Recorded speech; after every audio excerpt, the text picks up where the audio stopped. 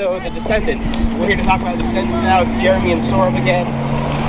We saw The Descendants a couple weeks ago. It was really weird, surreal movie watching experience because everyone in the theater except for us and our friend was over the age of 50. It was a little weird. Yeah. It was like the local nursing home like had a field trip to the movie theater or something, and all of them wanted to see The Descendants. It was kind of weird. It was a little weird, but it was good. Yeah. What'd you think of the movie? I honestly think it's one of the best movies of the year. Yeah. I think George Clooney carries the movie. Like always, he just has a I think presence. it's even more beyond George Clooney. It is more beyond George Clooney, but his presence really... He did a good job. It's felt. It was a new kind of character for him. He doesn't usually play well-meaning losers. Yeah, he's usually like the winner.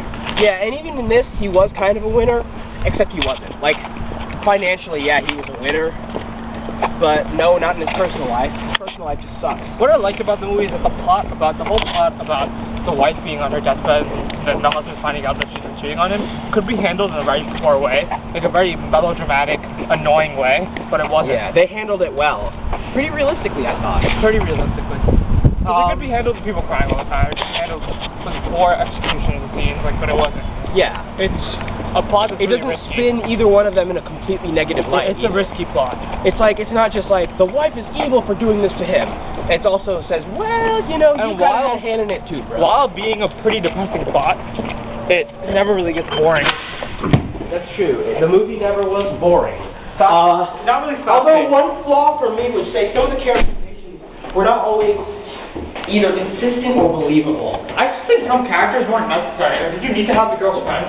The boyfriend? I think he was just there to be funny. But then they randomly decided to develop his character. It was awkwardly funny. I don't think they should have developed... I honestly think they should have just not had that scene where he talks to George Clooney about how his mom... I just think it would have been funny to just have him as this mysterious boyfriend who's like just there all the time. I guess the only thing... He's sort of like the archetypal idiot boyfriend who the daughter dates and just drags around to everything. Like, they don't seem to... He actually reminds me of... You know what, I'm not going to go into that, but it reminds me of some people who are in our room right now. Yeah. Oh gosh, the whole, take a breath now. He likes her more than she likes him, and he just follows her around everything. Oh, I know. And he's just like, you know... So I'm going to pee. You can... Okay, he's going to pee. I'll keep you busy while he pees. But anyway, yeah, anyway, to summarize, his daughter, George Clooney is the main character, his wife, I think, is in a coma or has cancer or something. Oh no, she's in a coma because she hit her head while she was driving her, I don't know, water ski or something, not water ski, water something, jet ski. And she was like in like some sort of a race, and she like flew off and hit her head on a rock or something. So she's been in a coma, and then his daughter, I think he sent her off to like a boarding school to try and get her, you know, one of his daughters, his oldest daughter, is at like a boarding school. His other daughter is just kind of there. I think it's summer break, or something for her. I don't even know. No, it's not summer break. She's still, his younger daughter has issues too, and he hasn't really spent much time with his family, so he's not a very good father because he's always working. And his wife is in a coma. It turns out his wife was cheating on him, all this other stuff. This is all in the trailer. And he goes on like, and at the same time, his family has inherited all this land because they're like related to one of the princesses of Hawaii, and they have to sell the land because like the antitrust like federal government thing is going to break it up in a few years, so they have to like sell it. But some of the family wants to keep it, and some of the family wants to sell it, and it's all this stuff.